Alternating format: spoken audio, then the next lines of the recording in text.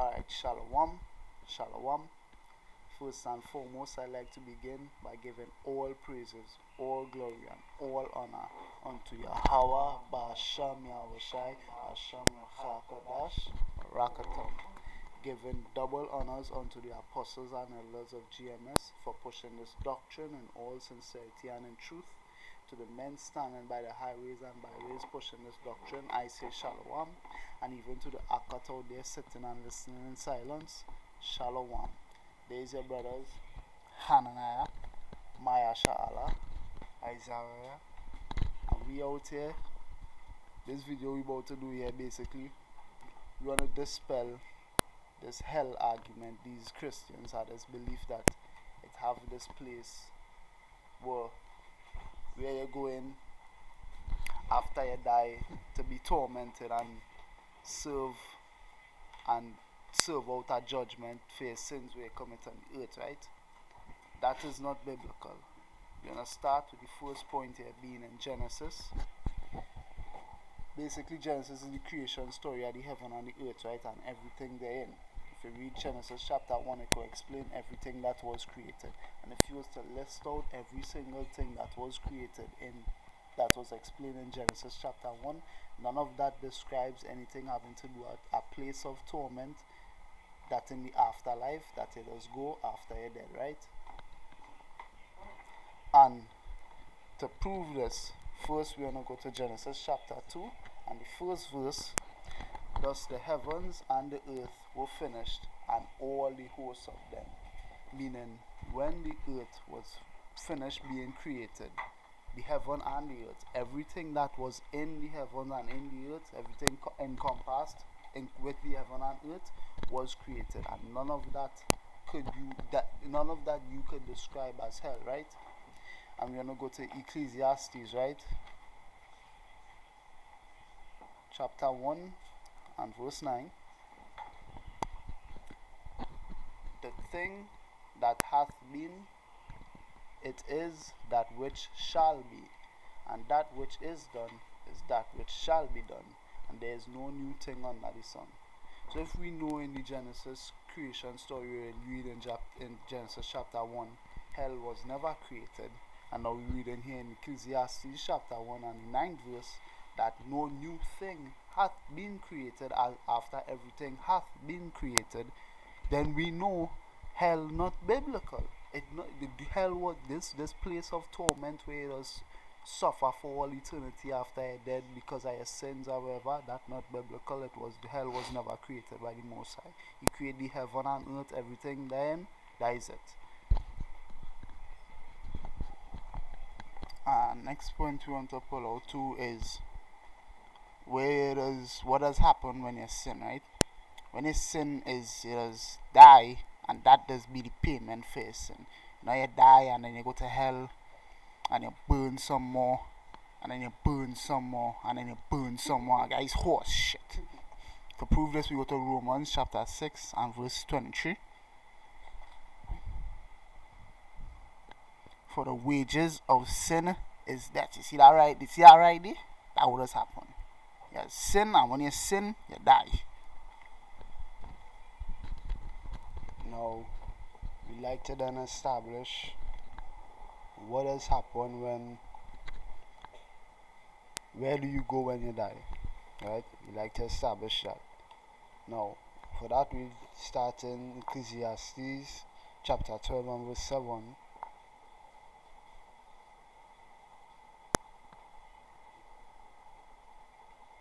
Then shall the dust return to the earth as it was, and the spirit shall return unto power who gave it. Right. So this proving what? When you die, what has actually happened is that it is your body, which was made and formed from dust, proven in Genesis chapter 2, that it has returned into the earth. It has go back to the earth, and what? Your soul does go, or your spirit rather, does go to Yahweh. We'll prove which part Yahweh dwells. For that we'll go to Matthew chapter 6 and verse 9.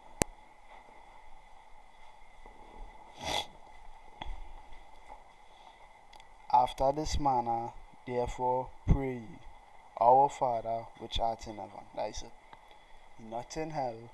Our Father which art in heaven. That is read as well. Then we'd like to go into, well, who goes there, which is the Spirit. But people want to say that, you know, good people go into heaven with the Father and wicked people go into hell. But this year gonna disprove that. There is 1 Samuel chapter 28 and verse 7. And to give a better context, Saul was the king of Israel at the time, the first king of Israel at the time. And the prophet at the time, who was Samuel, he had died, and Saul used to go to him for counsel. But before he died, Samuel had stopped talking to him, and the Most High never give Saul any visions or dreams or any guidance telling him, no, we should lead the people of Israel. So, given that fact, Saul wanted guidance. So he wanted to seek after somebody who could have talked to Samuel from the spiritual. And we open it up here in 1 Samuel chapter 28 and verse 7. Then said Saul unto his servants, Seek me a woman that had a familiar spirit, that I may go to her and inquire of her. And his servant said to him, Behold, there is a woman that had a familiar spirit at Endor. Skipping down to verse 11 now. Then said the woman, Whom shall I bring up unto thee? And he said, Bring me up Samuel. And when the woman saw Samuel, she cried with a loud voice. And the woman spake to Saul, saying, Why hast thou deceived me? For thou art Saul. And the king said unto her, Be not afraid, for what sawest thou? And the woman said unto Saul, I saw gods ascending out of earth. And he said unto her, What form is he of? And she said, An old man cometh up, and he is covered with a mantle. And Saul perceived that it was Samuel. And he stopped with his face to the ground and bowed himself. And Samuel said to Saul, Why hast thou disquieted me to bring me up? And Saul answered, I am sore distressed, for the Philistines make war against me, and power is departed from me, and answered me no more, neither by prophets nor by dreams. Therefore I have called thee, that thou mayest make known unto me what I shall do. Right. Now, what taking place thus far is that the witch, the woman who is dealing with familiar spirits, she had summoned Samuel's spirit so that he may talk to Saul. And when she did summon him, she did see what? Gods ascending and ascending out of earth, right? So that proving what when they die, they're going up. Because ascending means to go up, so they're going up, which is way to the Father. Back to what I was reading now. 1 Samuel 28 and 16. Then said Samuel, Wherefore then dost thou ask of me, seeing Yahweh Shai departed from thee, and is become thy enemy? And Yahweh Shai had done to him as he spake by me, for Yahweh Shai had rent the kingdom out of thine hand, and given it to thy neighbor, even to the water. Because thou obeyest not the voice of Yahweh Shai, nor executed his fierce wrath upon Amalek. Therefore had Yahweh Shai done this thing unto thee this day. Right, so what had happened here was the Most High had given Saul a decree to kill all the Amalekites. And Saul didn't do that. So Saul was seen as wicked in the eyes of the Lord. Because when Yahweh Shai give you a decree or order or command to do and you don't do it, that is wickedness. When you don't do it, that is wickedness. So Saul was a wicked man. Saul was a wicked man in the eyes of the Lord. That's why the Most High didn't want to deal with him no more. And Samuel confirmed that. Now, there's a point in verse 19. Moreover, the Lord Yahweh Shai will also deliver Yashara with thee into the hand of the Philistines. So when you say you will deliver them, the Philistines go defeat them. And tomorrow shalt thou and thy sons be with me. Yahweh shall also deliver the host of Israel into the hands of the Philistines. What is driving home here that what? He now say, we now prove that what? When them dying, them gods which he was seeing were spirits that was going up to heaven. Samuel was one of them. And it says Samuel say they disturb the rest, right? It's saying here in 19 that when Samuel predict Saul that Samuel tells Saul he was gonna die tomorrow. In that it say what? You and your sons gonna be with me at the end of your death. Which part Samuel was at this point in time? Now in heaven with the Most High, not ascending, going into heaven. He didn't get called back from heaven. The point is this: if a wicked man like Saul, a wicked man like Saul, when he died, gonna be there with a righteous man as Samuel, because Samuel did walk in the way of the Lord, he do everything the Lord tell him to do. If a wicked man like he gonna be there with Samuel, where you tell him about hell? You're not even if wicked people not going to hell, because now see how this wicked man you're gonna be with Samuel. Where you tell him about when you die you don't go to hell, you're gonna meet the Father. We're going to further drive this point home now in Job chapter 3 and starting at verse 13.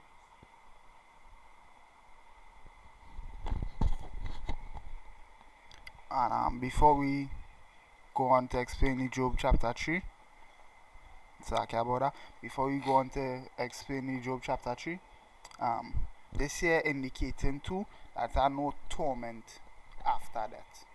After that, it's just peace. Because hell supposedly is a place of torment after you die. Now, Job chapter 3 and its verse 13, I read it in the NLT. Had I died at birth, I would now be at peace. I would be asleep and at rest. I would rest with the world's kings and prime ministers, whose great buildings now lie in ruin. I would rest with princes rich in gold, whose palaces were filled with silver. Why wasn't I buried like a stillborn child, like a baby who never lives to see the light? For in death the wicked cause no trouble, and the weary are at rest. Even the captives are at ease in death, with no guards to curse them. Rich and poor are both there, and the slave is free from his master. It's driving home the point here that no matter who he is, rich or poor, weak or small, big or tall, whatever the hell the fucking feel is, to have no suffering after death. Right. So basically, what we now do is we debunk the whole idea of one hell not biblical. Most High never created. The way that is described, the spiritual, also proven, well, nobody going to hell when the dead get going up to the Father. And you see they're explaining Samuel and in Job. The place where they're describing it in song and like nothing was torment. So basically no one know what you're asking. If it hell not real, what does the Bible mean when it speak about hell? When they see the term hell, what that actually mean? Well, first you gotta understand, depending on what you're reading or depending on what is being spoken about here, you're not supposed to necessarily take everything the Bible say literally. I'll give you an example, right? There's Hosea 12 and 10. And it reads, I have also spoken by the prophets, and have multiplied visions, and used similitudes by the ministry of the prophets. There in the NLT, I send my prophets to warn you with many visions and parables. We're going to define this term here, similitude.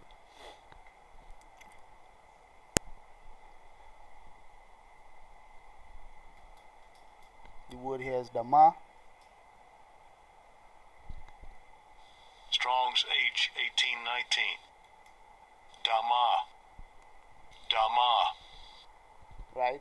The word similitude means to be like, resemble, to be like, resemble, liken, compare, to imagine, think, to make oneself like.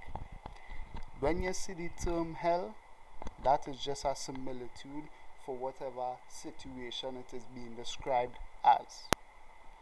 Now we want to get examples of this to prove, right? Hell, whenever you see hell in the Bible, is a similitude for three places. One, the earth, which is the one of these places is the earth, which is the place of judgment. The second thing hell is a similitude for is death, the grave, and the third thing hell is a similitude for is the bottomless pit. Now we want to prove that hell is a similitude for the earth. To begin with that, we're going to start in Ecclesiastes chapter 3 and verses 16, and it reads, "And moreover, I saw under the sun the place of judgment, that wickedness was there, and the place of righteousness, that iniquity was there." So, basically, that place under the sun, again, if you read the Genesis creation story, we know the sun is in the firmament, which is the sky, and the place under the sun is the earth. Hell is the earth. So, when you see hell, and you're talking about, let me say, hard times or things that tough, that could be a similitude for hell, for the earth, depending on what context it being used in, right?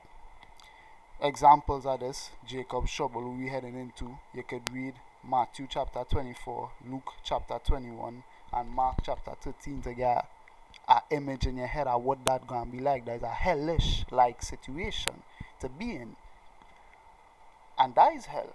You could say that is hell to go through that, and that with all them events gonna happen in the earth.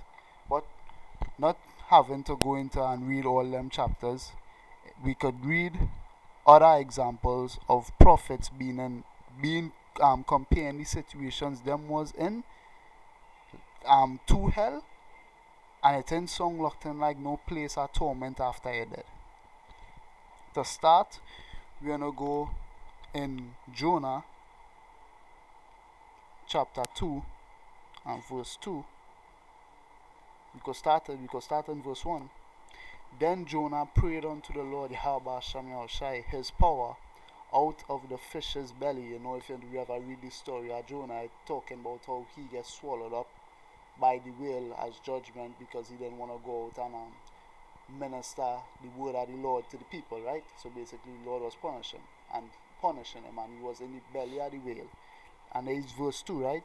The belly of a whale. And there is verse 2. And I said, I cried by reason of mine affliction unto the Lord Yahweh Shai, and he heard me. Out of the belly of hell cried I, and thou heardest my voice. So he now do there. He now use the belly of the whale and likened it to what? Hell, or a hell state, a hell-like condition. We could go to the prayer of Azariah. The prayer of Azariah chapter 1 and verse 66. And if you know anything about who Azariah is, he's one of the three holy children. And what had happened with the story with them is that them did end up getting thrown into a furnace because they didn't want to bow or pray to or worship the image of whoever gods the other the King Nebuchadnezzar was trying to force on them, and them say fuck that, me doing that. So now the king did make a decree, alright, fuck it, burn up them three men. And here what they say, O Ananias, Azarias, and Misael, bless thee the Lord, Yahweh Shai, praise and exalt him above all forever, for he hath delivered us from hell, and saved us from the hand of death, and delivered us out of the midst of the furnace and the burning flame, and even out of the midst of the fire hath he delivered us. So, them just likened hell to the furnace. They now say delivered us from hell and delivered us from the midst of the furnace and burning flame. So they get delivered from two places. No, it's one place, it's the furnace. But they liken that furnace and being in that situation to hell. How we know there wasn't an actual hell? For some of them to say, well, look, the place was on fire. One, there was alive. Two, according to the hell argument, you're going there for all eternity. You ever see somebody come out of hell? Will the son of man take them out of hell then? What? That don't make no sense. So that defeats your whole argument there about hell being real. Because these men likening the situations to what them in as hell. And what? Them in dead? I thought he had a dead to go to hell. There's Ezekiel chapter 9 and verse 4. And the Lord Yahweh Hashem Yahushai said unto him, Go through the midst of the city, through the midst of Jerusalem, and set a mark upon the foreheads of the men that sigh and that cry, for all the abominations that be done in the midst thereof. And to the others he said in mine hearing, Go ye after him through the city, and smite. Let not your eyes spare, neither have ye pity. Slay, kill, utterly old and young, both maids and little children, the pygmies, and women. But come not near any man upon whom is the mark, and begin at my sanctuary. Then he began at the ancient men which were before the house. So where's that situation like? Well, the mark of the beast coming, so the brothers who in the truth can know what that situation speaking about. But that for whoever is that man or whoever is the woman, maids, children, and pygmies, all of them, old, young, everybody, who don't have that mark on the head, that gonna be hell for them. That is a hellish like situation to be in. And you watching me and telling me I gotta die to go to hell. No, them fellas gonna be living and then them gonna get killed. You gotta die to go to hell. You could live through hell. Hell is the earth. Hell is the, as said in Ecclesiastes 12 and 7, the place under the sun, the place of judgment. That is the earth. Hell is not fucking some place you are dead to go. You could live and go through hell. Hell is also the grave. I'm gonna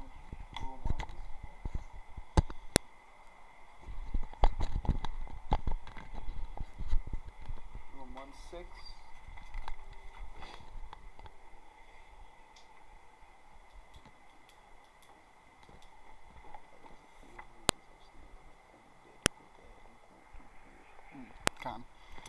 Is Romans 6 and verse 23.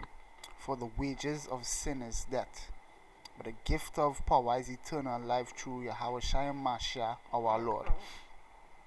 When you die, when you die, whenever you commit sin, what it is used to pay for sin is death. That is what is used to pay for sin.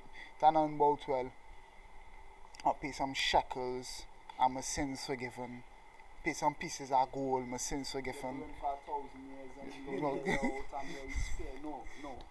Dead, that is a payment for sin in the earth. Yeah. Whatever sins you commit here, that gonna build up and build up and build up, and then Lord gonna say, hey, fuck you, get out of here. That is your hell. Or then technically, yeah, you're right. We going to hell. Everybody going to hell. Everybody going to die. Hell is the grave. Hell is also the bottomless pit. When we read here, going to Isaiah chapter 14, starting at verse 10. We're going to give some context as to what is the bottomless pit. Or rather, who is the bottomless pit. Isaiah chapter 14, starting at verse 10. All they shall speak and say unto thee, Art thou also become weak as we? Art thou become like unto us? Thy pomp is brought down to the grave, and the noise of thy furrows and the worms is spread under thee, and the worms cover thee. How art thou fallen from heaven, O Lucifer, son of the morning? How art thou cut down to the ground, which didst weaken the nations.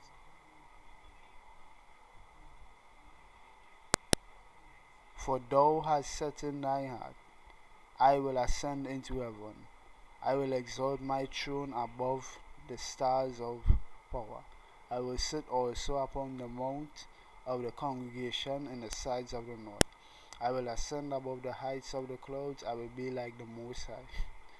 Yet thou shalt be brought down to hell, to the sides of the pit, that they that see thee shall narrowly look upon thee and consider thee, saying, This is the man that made the earth to tremble, that did shake kingdoms. Now,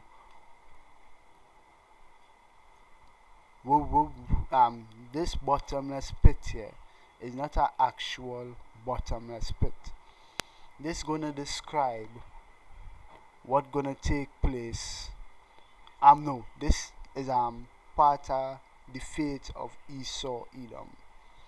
This is gonna describe the state he's going to be in, that hellish like state. The state he's going to be in when we come and break in ass. No homo.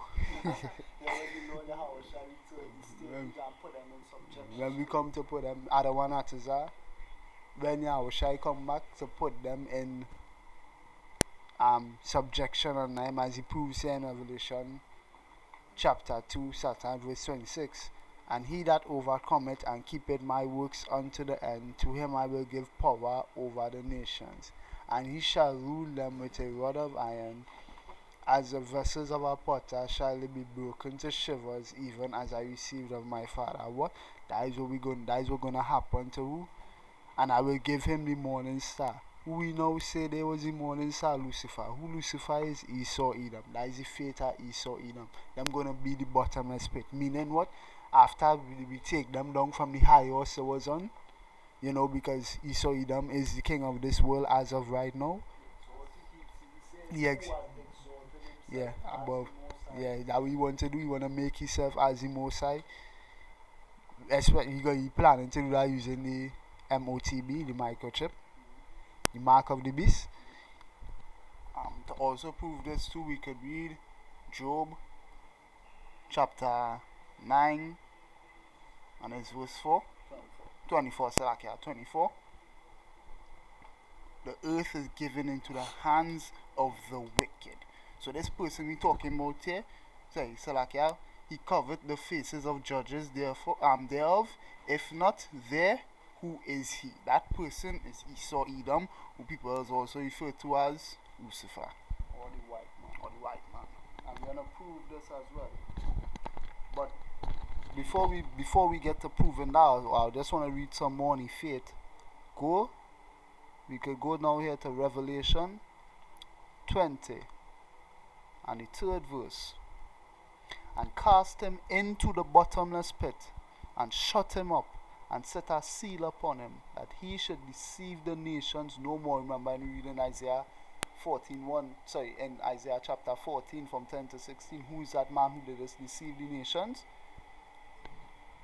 Till the 1,000 years should be fulfilled, and after that he must be loosed a little season. Now we want to explain what this loosing is.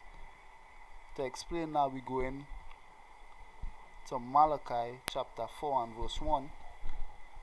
For behold, the day cometh that shall burn as an oven, and all the proud, yea, and all that do wickedly shall be stubble, and the day that cometh shall burn them up, saith the Lord Yahweh of hosts, that it shall leave them neither root nor branch. So when it say, we can loose them for a little while, for a little season, it now explain after that loosening they go and get neither root nor branch gonna remain. Basically, after that 1,000 years where they gonna be brought down in subjection to we. When we loose them, is to kill them out. That would have root nor branch mean. We're going to kill out the seed of Esau Edom. And now this here is proving that always we basically accusing this man who they're calling Lucifer in Isaiah 14, 10 to 16. Basically we saying he's Esau Edom, and the scriptures proving us this. Obadiah chapter 1 and verse 18. And the house of Jacob shall be a fire, and the house of Joseph a flame, and the house of Esau for stubble, that they shall kindle in them and devour them. And there shall not be any remaining member, no root nor branch of the house of Esau, for the Lord Yahweh Shem Yahushai hath spoken it. So how we proven that this Lucifer that they're talking about in Isaiah chapter 14 verses 10 to 16 is Esau Edom? Because the same fate he have to suffer, this mysterious Lucifer man, is the same fate Esau have coming to. So the bottomless pit is the next hell. So it are three hells: the grave, the earth, the grave which is death, the earth which is the place of judgment, and the fate of Esau Edom, the bottomless pit. That them, anytime you read in the Bible and you're seeing hell, that is what you're talking about. You're not talking about some place you are the dead to go. You need dying harm have anything to do with hell? Is the grave. That is it. Now, this next point we want to head into. Well, alright. So hell is what? According to these Christians, a place that the Most High Yahweh Shem Yahushai does send you to what? Serve or get, or basically it's a sentence, a judgment he does get after a dead for the wickedness he do. Well, no, that is not the case according to the scriptures. For one, how we could prove this? Well, we're going to start in Zephaniah chapter 3 and verse 5.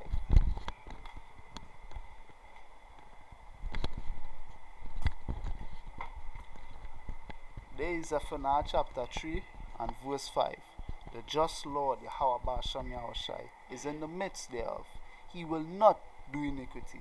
Every morning doth he bring his judgment to light.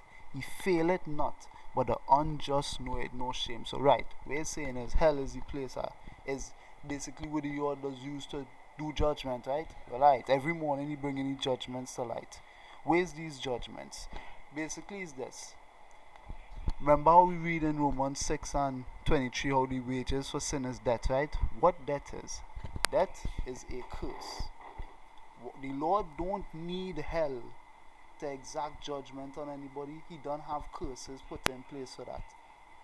To see this, we want to go to Ezekiel chapter 14, Ezekiel chapter 18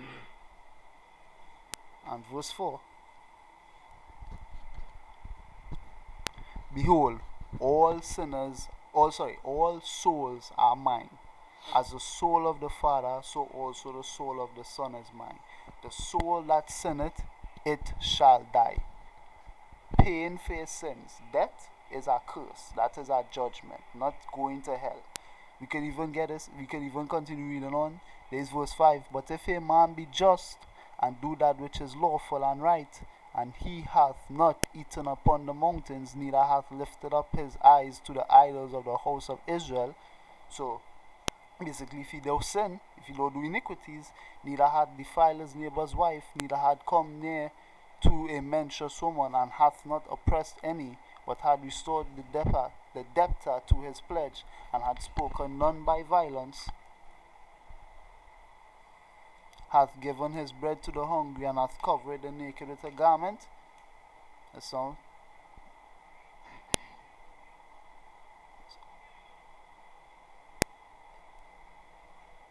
Right, and I'm sorry, he that hath not given forth up usury, neither hath taken any increase, that hath withdrawn his hand from iniquity, hath executed true judgment between man and man, hath walked in my statutes, and hath kept my judgments to deal truly.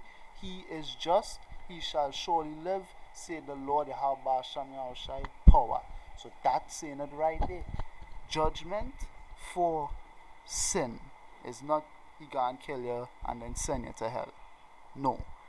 Judgment for sin is dying. That is it. Now, now the Most High could also execute judgments in other ways, aka like if you read Deuteronomy, the 28th chapter, without going into it, that is a perfect example of the Most High executing judgments without killing us, because you could also get judged without dying, aka suffering on the earth before you face death. as our next state of hell, as our next way he does use to judge mankind, which can ultimately lead it to death. The Most High don't need hell to do anybody anything because he already, if he judge you using curses like we do to the nation of Israel right now, especially how we breaking curses according to Deuteronomy 28 chapter. If he didn't do that, he would just kill you straight. Like you don't have to put you in no hell and tell some man with a pitchfork to fuck you up. That ain't making no sense. He already have things set in place to butter your bread. You feel you could get away from the Most High by dying and just nah, none of that. You go butter your bread. You not to worry about that. Plus, the Most High is power who mercies endured forever. Him doing that, as we just read now, lovely. We go to this verse to prove this. There is one.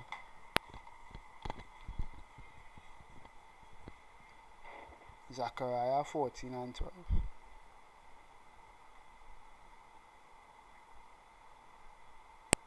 Let me Zephaniah 3 and 5 is now in it. Right. The just Lord is in the midst thereof. He will not do iniquity. Every morning doth he bring a judgment to light. He faileth not. But the unjust knoweth no shame. We just say, the just Lord is in the midst thereof.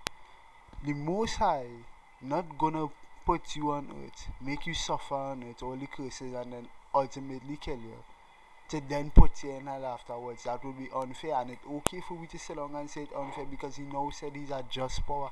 He's a power who mercies endure forever. He's not gonna put we on earth to suffer here and then make we suffer for the next 1,000 years or however long in hell, as Christians like to say, or eternity. That's nonsense.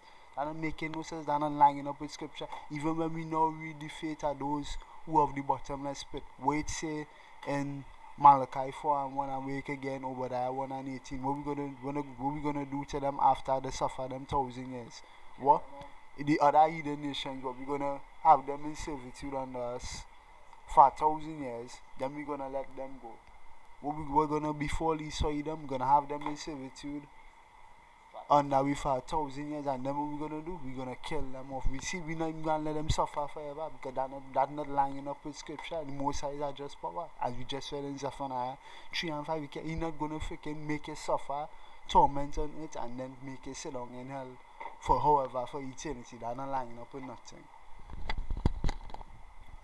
And a few more precepts we want to pull out here. And next thing what people like to say about hell too, which is bullshit, but next thing people like to say about hell too is Satan in charge of that. No, he's not. Person is in charge of judgment is Yahushua HaMashiach. To prove this, we go to 2 Corinthians chapter 5 and verse 10. Not in charge of hell, but in charge of judgment. Exactly, yeah. For we must all appear before the judgment seat of Hamashiach. Why we appear before the judgment seat of Hamashiach? You go into John chapter 5 and verse 22.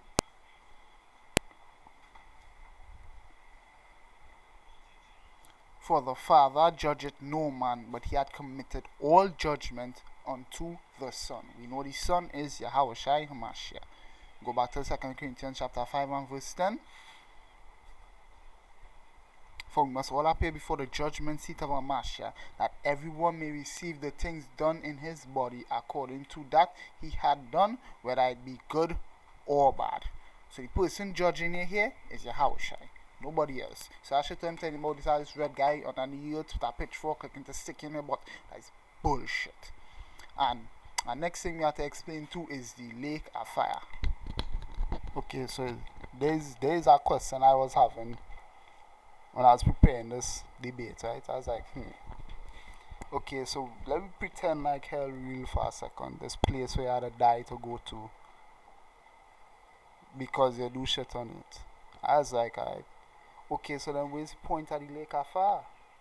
Because hell already there as the place where everybody getting judgment for the sins and the iniquities. Why the Most High would then need a place like the lake of fire? Why would he need to make the lake of fire to give everybody that sentence and that judgment that second death, because we know the lake of fire is the second death, right? The nuclear destruction. My question is, where is the point at that if hell real? And if hell, basically they just cancel out each other. If hell it wouldn't need no lake of fire, and if the lake of fire real, we create hell for? That don't making no sense. But to start this, we're gonna go to Mark chapter 9 and verse 43. And if thy hand offend thee, cut it off. It is better for thee to enter into life maimed than having two hands go into hell, into the fire that shall never be quenched. This fire talking about, this hell here, is the lake of fire. Starting at Zechariah chapter 14 verse 12. And this shall be the plague wherewith the Lord Yahweh will smite all the people that have fought against Jerusalem. Their flesh shall consume away while they stand upon their feet, and their eyes shall consume away in their holes, and their tongue shall consume away in their mouth. What is proven? One, you had to be alive to go through that. Because so basically, let me say hell real, right? How you going to hell? You are the dead and then go there. These men in dead, these men alive and kicking and going through this judgment. Do you talking about? I ain't talking like no man dead there. So then what? How you had to die to go to hell and suffer? But this fire he talking about here, this what you have a shine out like into hell in Matthew 9 and 43. How basically had to die to go to hell, but and this place we liken to hell, which is in lake of fire. Men are alive going through this. We talking about? That is it what? You don't have to die to go to hell. You're gonna be very alive and kicking in that lake of fire. We're gonna go to Revelation chapter 20 and the 13th verse, right?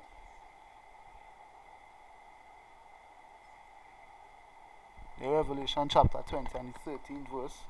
And the sea gave up the dead which were in it, and the death and hell delivered up the dead which were in them, and they were judged every man according to their works. So all these men was dead, and who had to get our judgment, that lake of fire, they get resurrected. And death and hell were cast into the lake of fire. This is the second death. And whosoever was not found written in the book of life was cast into the lake of fire. Remember I explained how there's nuclear destruction in that lake of fire. Going and be the second death. And when it say and death and hell were cast into the lake of fire, that is already a chop there, because we explain hell and death. Hell is death, right? And hell is death, right? Like when every the wages of sin is death. Basically, when Yahweh Shai come, when these nukes go off and they're ready to burn up Babylon. Basically, when it say hell and death were delivered into the lake of fire, hell and death meaning suffering and death for Jacob and Israel. When the lake of fire done do the work it had to do, and all the wicked Israelites, the 2/3 of the earth, get slaughter. Basically, it not gonna have no more death for Jacob, and it not gonna have no more hell for Jacob, like bad times.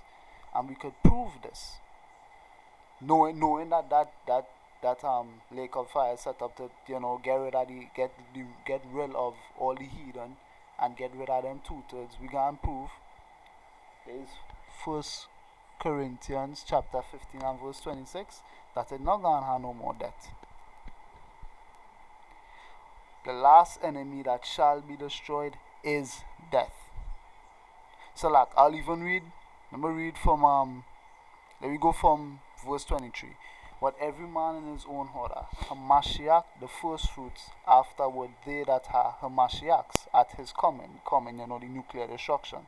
Then cometh the end, when he shall have delivered up the kingdom to the Most High, who is the Most High, Yahweh, when he shall have put down all rule and authority, for he must reign till he had put all enemies under his feet, under the feet of Israel, his people.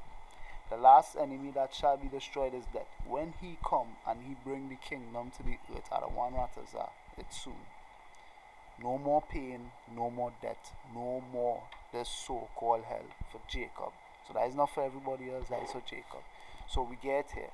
Hell, not real, in the sense that yeah, this place are tormentors go when you're dead. That not biblical. That not supported by the scriptures. And when you do see hell, those hell is basically three places. Hell is the bottomless pit, hell is the grave, and hell is the earth. And with that, we'd like to give all praise, all honor, all glory unto Yahweh, Ba'ashem, Yahushai, Ba'ashem, Ruach giving double honors unto the apostles and elders of GMS for pushing this doctrine in all sincerity and truth, to the men standing by the highways and byways pushing this doctrine. I say shalom. Even to the Aqua who sat and listened to this lesson in silence, I say shalom. Shalom. Shalom.